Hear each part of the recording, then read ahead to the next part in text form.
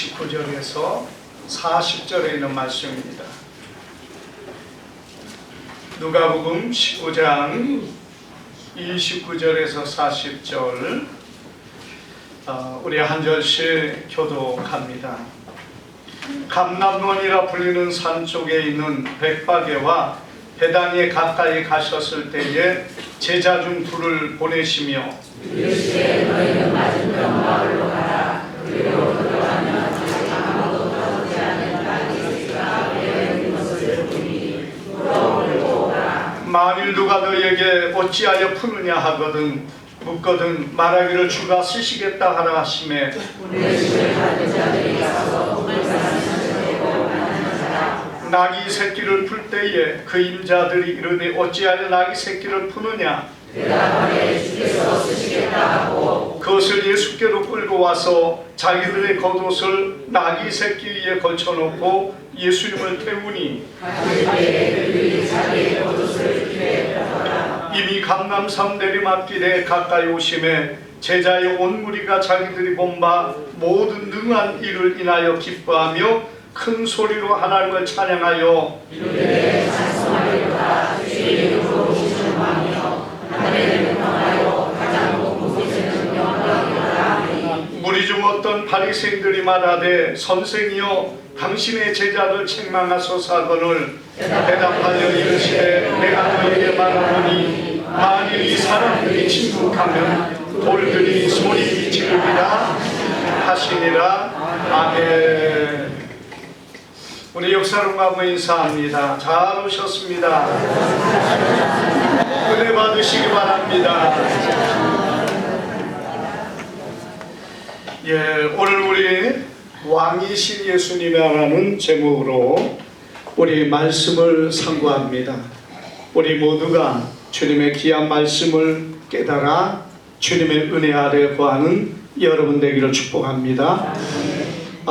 제가 우리 교회에서 이 예수님의 왕되심에 대한 부분을 많이 다루어서 우리가 익히 알고 있는 내용이기도 합니다만은 그래도 새로운 성도님들도 있고 그리고 말씀이라는 것이 계속 반복해서 들어서 정말 우리가 예수님을 말할 때마다 그분이 왕이시구나 이것을 우리의 가슴에 새기고 그래서 날마다 우리가 입으로 말할 때마다 그리스도가 왕이라는 것을 고백할 수 있는 성도가 되어야 됩니다.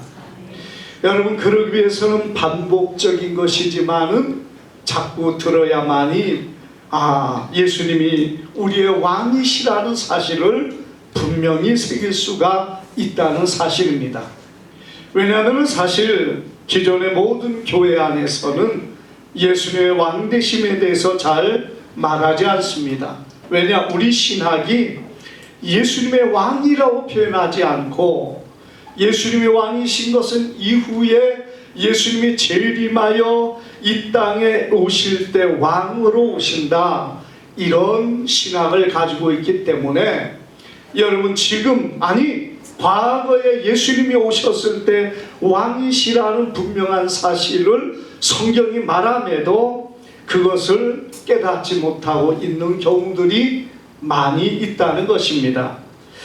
여러분 그래서 오늘 우리가 이 본문에서 성경 전체를 보면서 예수님의 왕되심을 다시 한번 새기면서 그분의 왕을 되심을 감사하며 찬양하는 귀한 시간 되기를 바랍니다.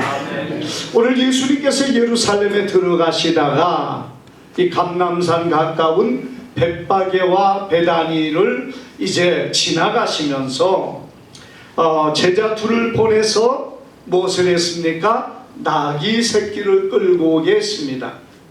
그래서 두 명의 제자가 나귀 새끼를 끌고 오니까 제자들이 그 나귀 새끼에 겉옷을 깔고 그리고 그 위에 예수님께서 앉으셔서 이제 예루살렘을 향하여 들어오시게 됩니다. 그러면서 그들이 예루살렘에 가까이 올 때에 우리가 이 말씀 가운데 보면은 제자들이 뭐라고 말하고 있습니까? 이르되 찬송하리로다 주의 이름으로 오시는 왕이여. 이렇게 하면서 예수님을 찬송하리로다 주의 이름으로 오시는 왕이여 하면서 찬양하고 영광을 돌렸던 것을 우리는 보게 됩니다. 그래서 여러분, 예수님이 왕으로 오신 이 놀라운 일은 사실 예수님께서 나귀 새끼를 타고 오심으로 분명하게 보여주셨다는 것입니다. 자,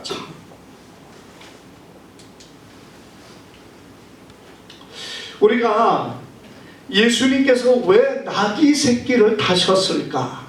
여러분, 예루살렘을 향하여 들어올 때에 보통의 왕들은 어떨까요? 화려하고 아름다운 말을 타고, 그리고 금과 은과 보석으로 치장한 수레나 혹은 거기에 여러분 말 앙장에 앉아가지고 위엄있고 권위 있는 모습으로 예루살렘을 들어왔을 것입니다. 많은 용사들을 좌우에 두르고, 그리고 예수님의 그 왕의 말을 잡는 자도 용사 중에 하나가 그렇게 들어왔을 거예요. 그런데 여러분, 예수님은 어떤 모습이었습니까? 어린 나귀 새끼를 타시되 제자들의 겉옷을 깔아놓은 거기에 앉아가지고 예수님께서는 예루살렘을 들어오셨다는 거예요. 사실 여러분, 이것은 누가 봐도 초라한 예수님의 왕의 임하심의 모습일 것입니다. 아니, 왕이라시는 분이 어떻게 저렇게 초라, 그리고 저런 어린 나귀 새끼를 타고 오실 수 있습니까? 그럴 수가 없기 때문에 그 일이 뭐가 됩니까? 표적이 되고 그것이 사인이 되는 거예요. 왕이신, 너의 왕이신 예수님, 왕이신 메시아가 이 땅에 오는데 그분은 어떻게 오느냐? 이런 초라한 모습으로 온다는 거예요. 화려하고 웅장하고 대단히 많은 무리를 거느리고, 여러분 창과 칼과 나팔 소리를 앞세워 가지고 여러분 사람들 앞에 환호를 받으면서 오시는 그런 분이 아니라, 오늘 초라한 나귀 새끼를 타고 예루살렘을 들어오시는 예수님을 성경은 그렇게 말하고 있다는 것입니다. 그러니까 여러분, 예수님이 그렇게 오면서 제자들이 주의 이름으로 오시는 이여 찬송하리라 하면서 찬양을 불렀더니, 랍비들이 그 옆에서 뭐랍니까? 선생님, 당신의 제자들을 책망하소서, 이렇게 말하면서 그 불만을 드러냅니다. 그러니까 예수님 뭐라고 했어요? 내가 말하노니 만일 이 사람들이 침묵하면 돌들이 소리 지르리라. 여러분이 돌들이 소리 지르는 이유는 뭡니까? 만왕의 왕이요 만군의 주가 그곳에 임하는데 찬양이 없어서 되겠습니까?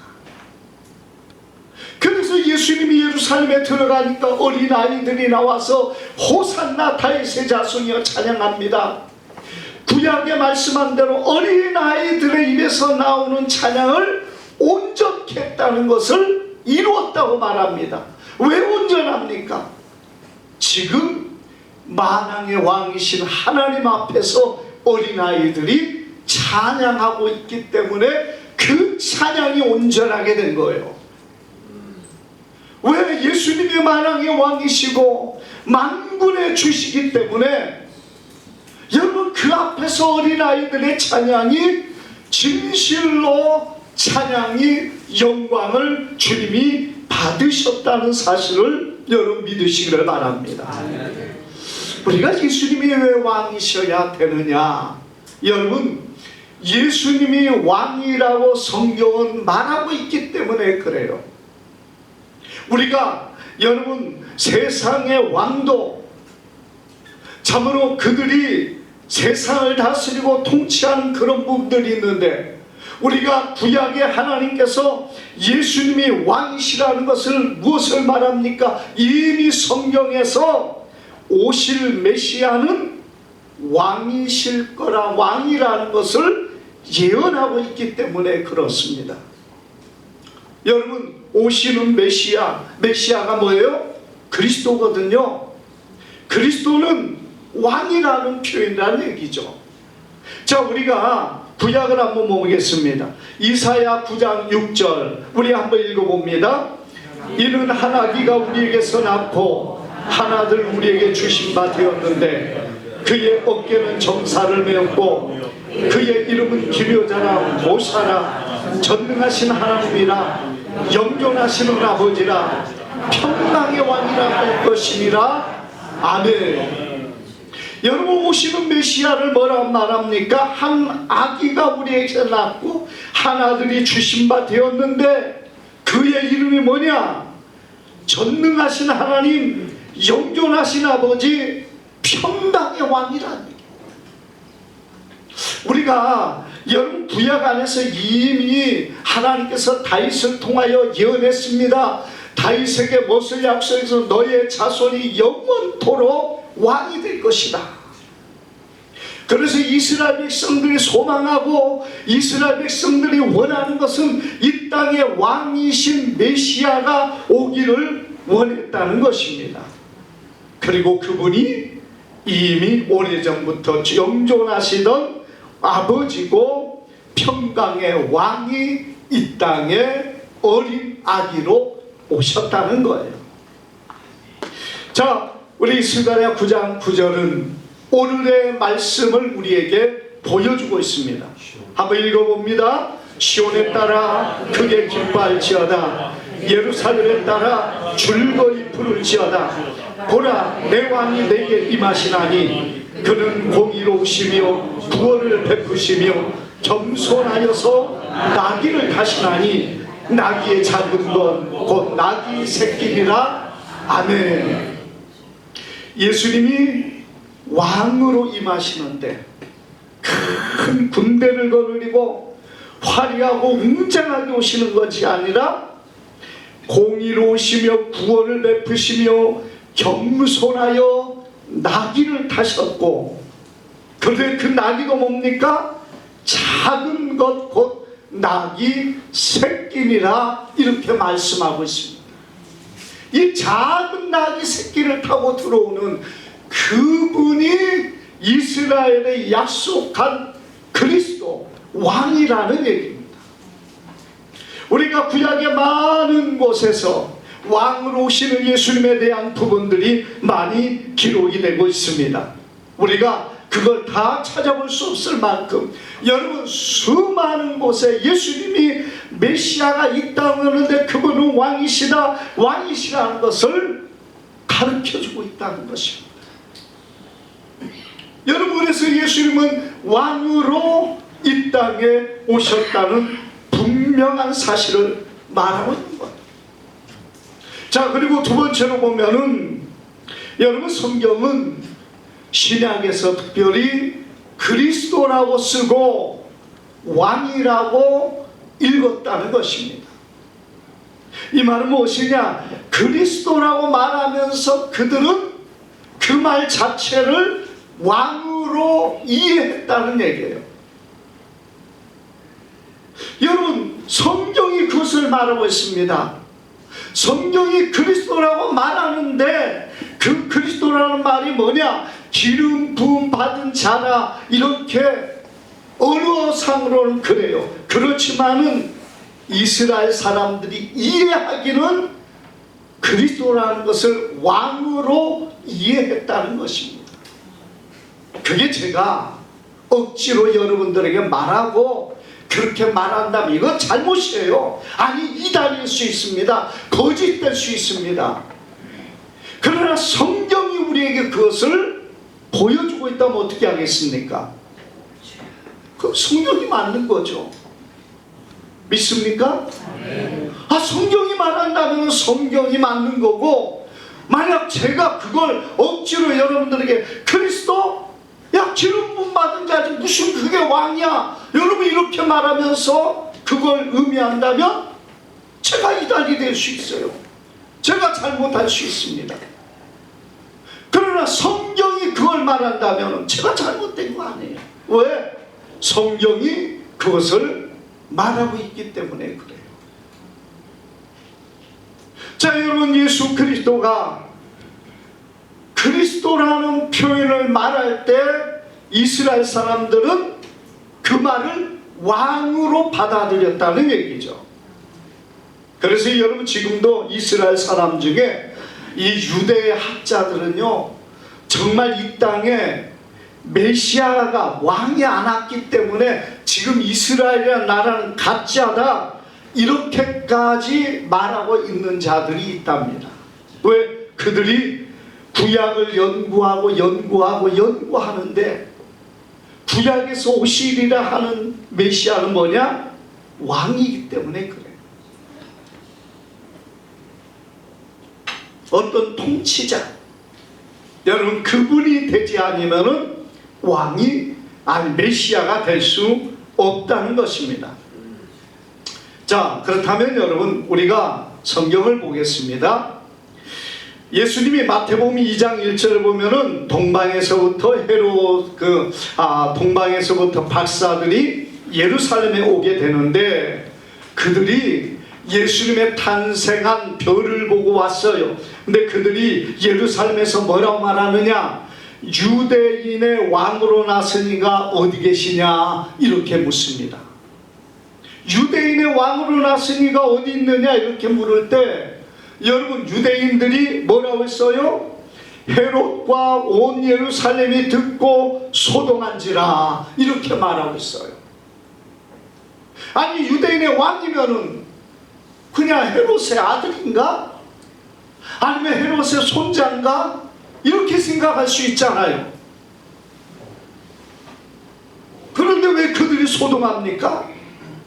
거기다가 헤롯이 모든 대제사장들과 백성의 서기관들을 불러다가 그리스도가 어디서 나겠느냐, 이것을 묻습니다. 아니 왕이 났다는데 왜 그리스도가 어디서 나느냐를 왜 묻습니까? 아니 왕이 났으면은 왕의 자손이 지금 어디 났는가, 그걸 물어야지 왜 그리스도를 찾느냐 이거죠. 그 말은 곧 무엇을 말합니까? 유대인의 왕이라는 표현은 그리스도라는 말이에요. 그 말 자체가 우리에게 주는 게 뭐라고요? 유대인의 왕이라는 표현은 그리스도라는 말이란 얘기죠. 그러니까 동방에 박사들 와서 유대인의 왕으로 나신 이가 있는데 어디 있냐 물으니까 그리스도가 어디서 나냐고 헤롯이 그냥 발작을 일으켜가지고 물어보는 거예요. 왜? 유대인의 왕이 났다고 하니까 그 사람을 죽여야 되니까. 자, 여러분 우리가 요한복음 1장 49절 한번 읽어봅시다. 나다나엘이 대답하되 라삐여, 당신은 하나님의 아들이시요 당신은 이스라엘의 임금이로소이다. 임금이 뭐죠? 왕이죠. 이게 우리나라가 번역하는 데 있어서 좀 이 임금이라는 표현은 우리나라가 좀 격화를 시켜서 만든 단어예요. 여러분 우리나라의 최고의 임금이 우리나라 임금이라고 표현했는데 중국이라는 4대주의에 의해서 우리나라 임금이라는 표현을 썼는데 그대로 번역을 그렇게 한 겁니다. 그런데 사실은 하나님의 아들이시오 이런 표현 다음엔 반드시 그리스도가 들어가는 것이고, 그리스도라는 표현은 왕이라는 표현이거든요. 당신은 이스라엘의 왕이십니다. 이 고백을 나다나엘이 예수님을 처음 만났을 때 한 고백이에요. 왜? 예수님이 그가 알지 못하는 것을 알았기 때문인 줄 압니다. 자, 여러분 누가복음 23장 2절에 자, 대제사장들과 바리새인들이 예수님을 끌고 가서 빌라도 앞에 고발을 합니다. 자, 여기 한번 같이 읽읍시다. 우리가 이 사람을 보매 백성을 미혹하고 가이사에게 세금을 금하며 자칭 왕 그리스도라 하더이다. 뭐라고 했어요? 자칭 왕 그리스도. 예수님이 언제 그 왕이라고 했습니까? 여러분, 예수님이 내가 왕이다 한 적이 그 이전에는 없어요. 다 예수님은 그리스도라는 말로 자신을 말했을 뿐이지 내가 왕이다 그런 표현을 사용하지 않았습니다. 그럼에도 불구하고 자칭 왕 그리스도, 이 말이 무슨 말? 왕이라는 말과 그리스도라는 말이 동격이라는 얘기예요. 왕이라는 말이 그리스도라는 말이 같은 의미라는 얘기입니다. 이건 누구든지 우리가 국어를 아는 사람이라면, 글씨를 아는 사람이라면은 누구나 자칭 왕 그리스도라 하더이다 이 의미를 알 수가 있다는 얘기예요. 제가 고집을 부리고 저 혼자만 이게 뭐 예수님이 왕이다 이런 말을 하는 게 아니라 성경이 자칭 왕 그리스도라고 표현하고 있지 않아요? 성경이 그걸 말하고 있다는 얘기입니다. 예수님이 왕이신데 예수님이 그리스도라는 그 말이 왕이라는 표현이라는 것을 말하고 있다는 거예요. 이걸 여러분 우리가 알지 못하면은 백날 우리가 그리스도 하면서 그리스도가 그냥 구원자로만 생각하는데 그리스도는 왕이라는 표현이라는 얘기입니다. 자, 우리 요한복음 19장 12절 한번 읽읍시다. 유대인들이 소리 지르되 이 사람을 놓으면 가이사의 중심이 아니니이다. 무릇 자기를 왕이라 하는 자는 가이사를 반역하는 것이니이다. 자, 여기서 뭐라 했어요? 자기를 왕이라 하는 자. 예수님이 언제 왕이라고 표현했어요? 왕이라는 표현을 과거에 쓰지 않았어요. 그런데 그 말이 뭐냐? 그리스도라고 말하는 그것 자체가 왕이라는 얘기거든요. 그러니까 유대인들이 예수님을 끌고 가서 이 사람이 유대의 왕이라고 합니다. 그러니까 빌라도가 놓으려고 합니다. 그런데 이 사람이 왕이라고 하는데 이런 자를 놓아주면 가이사를 반역하는 거라는 얘기예요. 그 말이 의미하는 게 뭡니까? 그리스도가 왕이라는 표현이라는 얘기예요.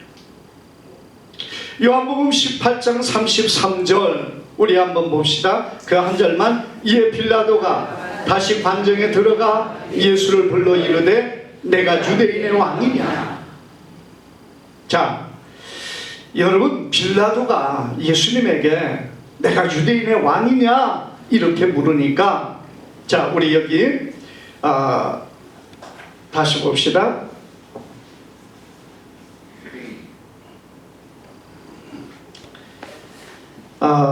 빌라도가 이르되 그러면 내가 왕이 아니냐. 자, 37절부터 한번 시작.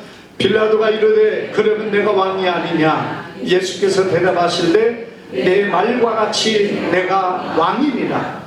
내가 이를 위하여 태어났으며 이를 위하여 세상에 왔나니 곧 진리에 대하여 충만하려 함이로다.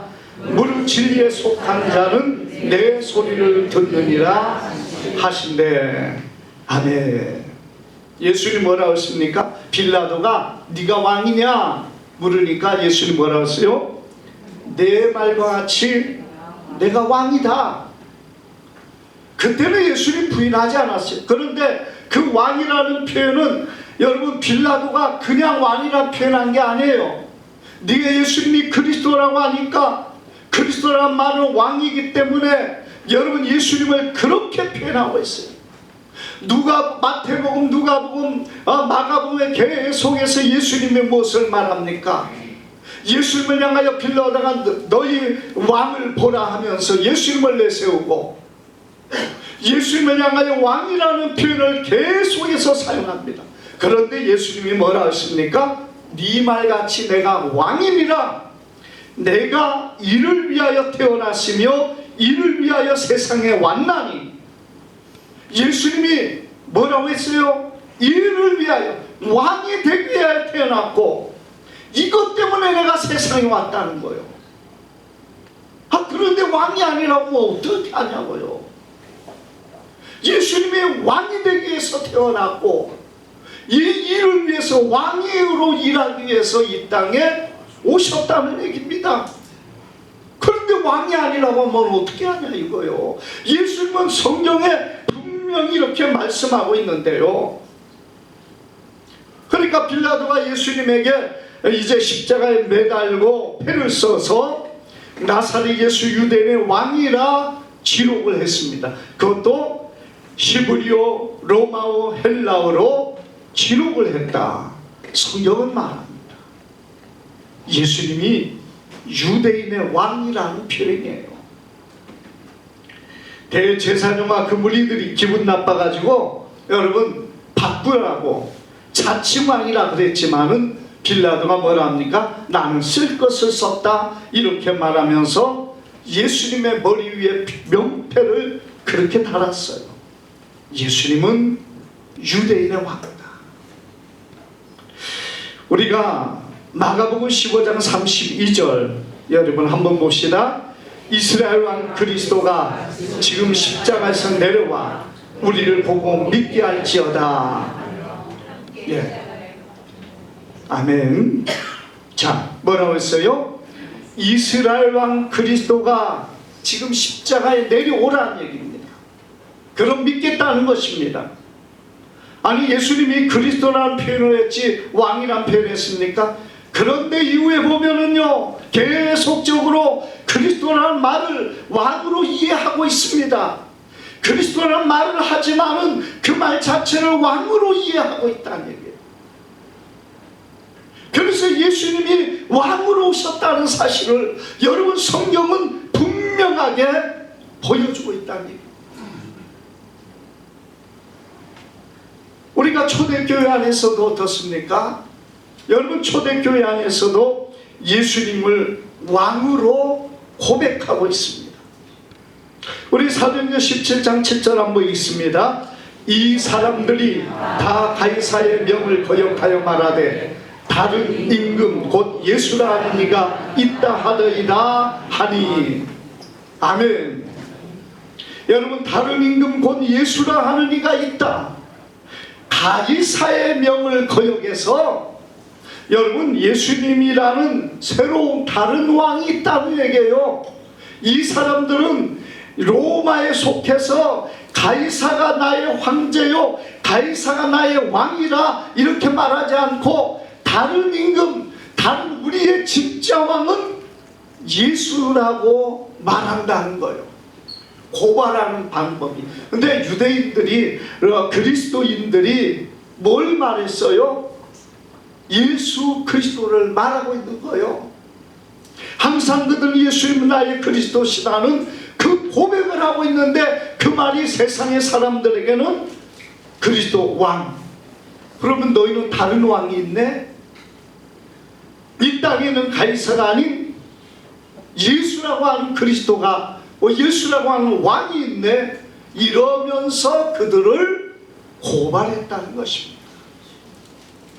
사랑하는 여러분, 우리가 오늘 예수님이 왕이시라는 사실을 우리는 믿어야 됩니다. 왜? 우리의 구원자는 왕이 되어야 되기 때문에 그래요. 우리가 이스라엘 백성들이 여러분 사사시대를 보면은 그 이스라엘 백성이 하나님을 거역하고 이방인들이 들어와서 그들을 약탈을 하고 그들을 못 살게 합니다. 그럴 때 하나님께서 한 사람을 보내서 그들을 구원하게 됩니다. 그가 누굽니까? 뭐하는 사람이에요? 사사들이죠. 사사를 통하여 그들을 구원하는 거예요. 그런데 사사는 제사장도 아니고 선지자도 아니에요. 그냥 사사는 뭐냐? 하나님이 그들을 심판하게 했다는 거예요. 심판이 뭡니까? 심판이 그들을 다스리는 겁니다. 그들을 구원하고 그들을 통치하는 방법이 뭐냐? 그들을 재판하는 것이 왕의 최고의 번세고 권위라는 얘기입니다. 오늘 예수님이 왕이 되신 것은 뭘 우리에게 주고 있습니까? 예수님이 우리의 구원자라는 얘기입니다. 자, 여러분, 우리를 구원하신 이는 예수님이시거든요. 예수님이 왕이시기 때문에 우리를 구원한 겁니다. 이 부분은 제가 참 많이 말씀을 드렸지만은 오늘 처음 듣는 분들이 많기 때문에 제가 안 할 수가 없어요. 여러분, 구원을 이루는 이는 누구냐? 제사장도 아니고 선지자도 아니고 왕이 구원을 합니다. 왕이 어떻게 구원하느냐? 왕은 백성의 대표요, 왕은 백성의 전부입니다. 우리가 나라를 잃어버렸다는 것은 무엇을 말합니까? 왕을 잃어버렸다는 거예요. 여러분, 사실 이 나라의 대표가 없어져 버렸고 감옥에 갔고 있습니다만 이건 이 백성의 수치예요. 왜? 우리의 대표니까. 일단은 뽑은 대표 아닙니까? 그런 부분에서 왕이라는 존재가 뭐냐? 왕은요, 백성의 대표고 전부이거든요. 우리가 백성을 대표할 수 있는 모든 전쟁을 하거나 외교를 하거나 모든 걸 할 때 누가 합니까? 왕이 합니다. 왕은 전쟁을 통하여 나라를 넓히기도 하고, 왕은 전쟁을 통하여서 나라를 확장하고, 또는 지게 되면은 빼앗기게 되는 거예요. 왜? 백성의 대표이기 때문에. 자, 그런데 그 왕이, 여러분, 예수님이 왕이신데 예수님이 십자가에 죽으셨거든요. 누구를 대신해서요? 모든 자기의 백성을 대신하여 죽으신 것입니다. 여러분, 왕만이 백성을 대표하는 거요. 왕만이. 그래서 여러분, 우리나라가 뻔히 있으면서도 일제 36년의 억압을 받은 이유가 어디에 있습니까?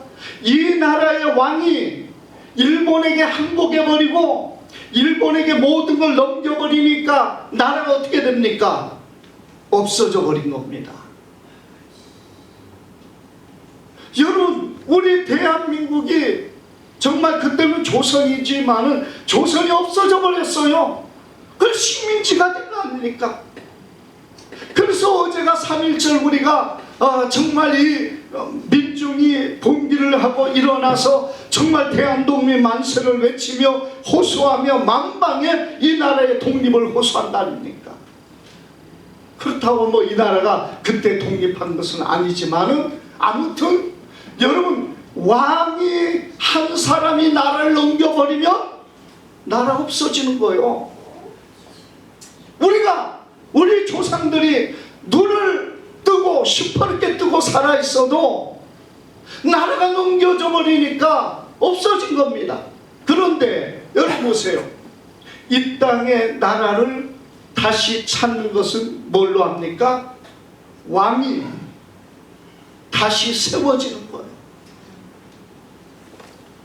이 나라를 대신하여, 우리의 나라를 대신하여 예수께서 유대의 모든 백성, 이스라엘의 모든 백성을 대신하여 십자가에 죽으심으로 모든 사람의 죄를 담당한 것입니다. 왕은 모든 사람의 죄를 담당할 자격이 있는 거예요. 만약에 왕이 아니면요, 한 사람 예수님이 죽었는데 왜 우리가 다 용서를 받을 수 있습니까? 한 분 예수님이 죽었는데 왜 너도 받고 나도 받고 모두 다 받느냐 이거예요, 용서를. 한 분 예수님이 죽으시고 우리를 다 용서받을 수 있는 자격은, 예수님은 우리의 왕이 되시되 그 왕은 우리의 모든 사람을 대표하기 때문에 주님이 우리 대신 죽으신 것입니다. 때문에 구원이 이루어지는 거예요. 여러분, 우리나라 조선시대에도 그렇고 임진왜란 때도 그렇고, 여러분, 왕 한 사람만 죽으면 끝이에요. 왕이 안 죽으면은 어떻게 됩니까? 그 나라는 존재하는 거예요. 아무리 병자호란 때 강화도로 도피를 하고 온갖 여러분 신의주에서 또 도망을 가고 막 그래서라도, 도망가서라도 살아있으면은 그 나라 안 없어져요. 근데 왕이 없어져 버리면, 죽어버리면 어떻게 됩니까? 그 나라가 없어져 버리는 거예요. 그게 여러분 고대 이래였고, 과거의 모든 일이 그렇습니다. 그런데 예수님이 우리의 왕이기 때문에, 예수님 그분이 십자가에 죽으심으로 우리의 모든 죄와 허물을 그분이 담당하실 수 있는 겁니다. 왜? 그분은 대표이고 우리 모두의 죄를 담당할 자격이 있기 때문에 억울하게 십자가에 죽으시고 무덤에 들어가심으로 우리의 모든 죄를 담당했다는 얘기예요. 만약에 여러분 한 분 예수님이 죽었는데 왜 전 인류의 모든 죄를 구원할 수가 있어요? 그렇게 따진다면 여러분, 사실 한 사람 예수님 그냥 선지자, 그냥 제사장으로 끝났다면 그런 논리가 세워지지 않아요. 그런데 이게 논리가 세워지려면 예수님이 모든 자들의 왕이 되고, 이제는 그리스도가 왕이시기 때문에 누구든지 그 안에 예수님은 나의 왕이십니다 고백하는 이마다 뭐가 주어집니까? 주님이 이루신 속죄의 은혜가 그에게 이어지고 있다는 사실을 믿으시기를 바랍니다. 그래서 여러분, 예수님은 왕이 되셔야 됩니다. 이 부분은 우리가 구약 안에서 참 많은 부분 나왔고, 우리가 신약에서도 얼마든지 많이 찾으시는 부분입니다. 사랑하는 여러분, 예수님이 나의 왕이심을 고백하고 우리가 예수님만이 나의 왕이 되어야 됩니다. 세상의 왕도 여러분 우리의 정말 가깝고 때로는 우리에게 굉장히 중요하지만, 그 어떤 사람보다 더 중요한 게 누구예요? 예수님이시거든요. 예, 우리의 왕, 우리의 통치자. 여러분, 세상의 사람은 윤석열 대통령이 될 수 있고, 또 이재명 야당 대표가 자기들이 어떤 뭐가 될 수도 있어요. 그렇지만 우리 믿음의 사람은, 우리의 통치자는 오직 예수님, 그분만이 유일하신 우리의 통치자가 되어야 될 줄 믿습니다. 그 다음에 우리 나라를 위해서 뭐가 좀 유익한가, 그건 각자 우리가 한번 생각할 수는 있어요. 그러나 그보다 더 중요한 사람이, 예수님보다 더 중요한 사람이 되어서는 안 된다는 얘기예요. 그 어떤 사람일지, 그 어떤 세상일지라도 여러분, 오직 우리의 통치자는 예수님, 우리가 절대적으로 순종하고 절대적으로 복종하고 절대적으로 그 앞에 서야 될 일은 오직 예수님밖에 없다는 겁니다. 그것 때문에 초대교회가 로마의 박해를 받았고, 그것 때문에 그들이 죽임을 당하고 온갖 정말 학대를 다 받았습니다. 우리 안에 진정한 왕이 누구십니까?